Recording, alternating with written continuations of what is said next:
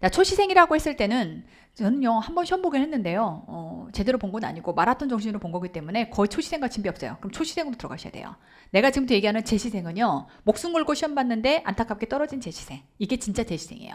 근데 그냥 한번 봐봤어요 라고 하는 건 초시생 범위에 들어가셔야지, 공무원 시험 한번 봤기 때문에 나를 제시생으로 포함한다? 굉장히 위험한 발상입니다. 내가 정말 진검승부를 했는지 안 했는지를 냉정하게 카테고리로 구분을 하셔야 돼요. 아시겠죠? 어디다 집중할 건지를 나눠 가야 되니까. 그런가 하면 이제 원체 세무사 시험을 많이 경험하고 오시다 보니까 회시나 세시의 유경험자들이 또 이 시험에 많이 내려와요. 겁먹지 마시고요. 회시, 세시 유경험자라고 이 시험에서 무조건 유리하지 않습니다. 그건 이제 양쪽 다. 유경험자도 냉정하게 말하면 건방 떨면 안 된다. 요걸 말씀드리고 싶겠고, 그 다음에 이제 그렇지 않은 사람들은 겁먹을 필요 없다. 그들이 몰려온다고 절대적으로 좋은 점수가 나온 거 아니거든요. 그냥 이 공무원 시험은 공무원 시험 나름의 룰이 따로 있습니다. 그래서 여기서의 나름의 여러분들이 학습을 하시고 준비를 하셔야만 좋은 점수가 나오는 거라, 어쨌건 카테고리를 분류한 건 왜 분류한 거냐면 회시, 세시의 유경험자들은 국어영 한국사가 약할 수밖에 없어요. 우리가 제시생하고 비교해서 하자면 목숨 걸었던 제시생은 국어영 한국사가 강점일 거거든요. 근데 여기는 약할 수밖에 없기 때문에 어떤 부분을 선택과 집중을 해야 되는지가 카테고리상 달라지는 겁니다. 그래서 제가 카테고리 분류를 나눈 거고요. 자, 그런가 하면 7급 내지는 나 국가직 7급 내지는 지방직 7급을 준비한다. 또 완벽하게 달라져야 합니다. 자, 그래서 이제 카테고리를 좀 구분해서 보자면 우린 이거죠. 점수를 득하는 것도 중요하지만 앞으로 내가 1년이라고 하는 학습할 수 있는 시간들을 쏟아부어서 이 시간 동안에 점수를 가장 효율적으로 뽑아내는 게 또 너무나 중요합니다.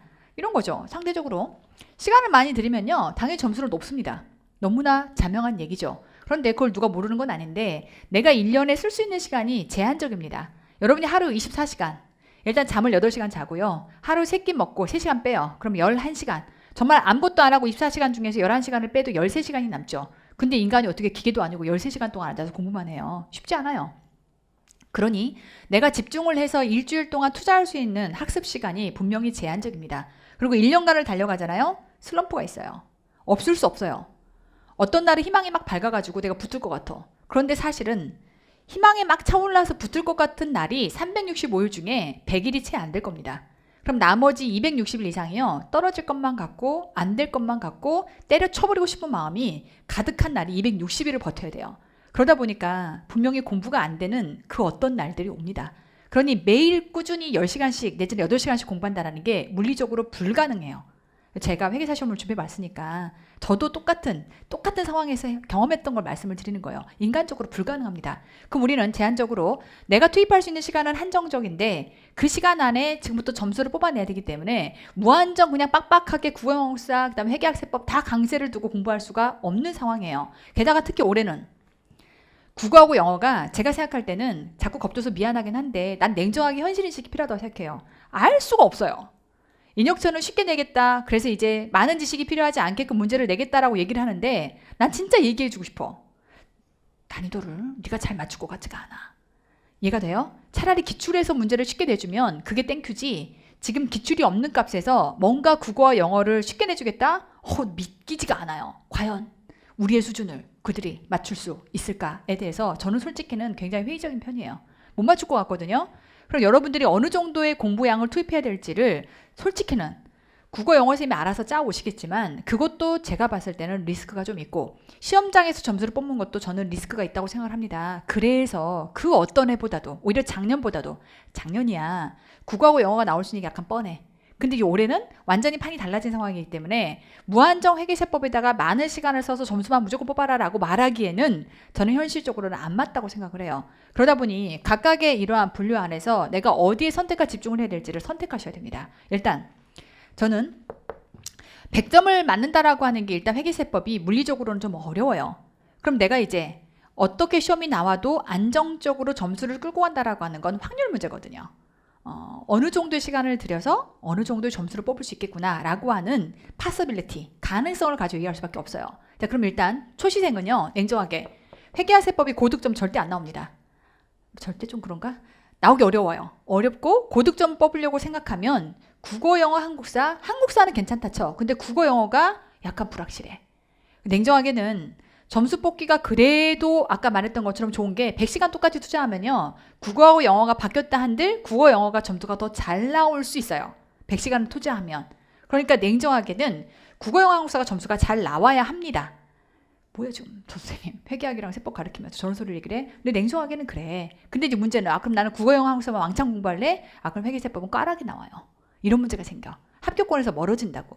그러니 이제 어디다 선택과 집중을 할 거냐라고 하는 게 제일 중요한 거라 초시생이라면 저 같으면 확률을 높이는 건데 저 같으면 기출에 집중할 겁니다.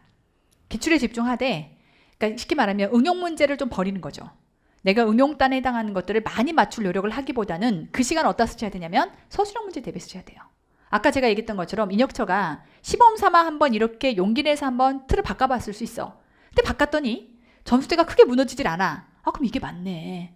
사람들이 시간에 대한 곡소리도 덜 나고 이게 맞네 라고 생각할 수 있는 거니까 확률이 제가 60% 정도 된다라고 했죠. 그러면 지금 결국 100% 완벽한 형태의 준비를 하기에는 올해가 과독이라 영어와 국어에 대한 기출값이 없다 보니까 과독이라서 제가 전체 5과목을 간장해서 보자면 저는 초시생이라면 기출에 집중을 하시고 그리고 거기다가 서술형 문제를 가지고 공부하시는 게 맞겠다. 저는 이렇게 생각합니다. 자, 그럼 재시생은요. 이제 재시생은 상황이 다르죠.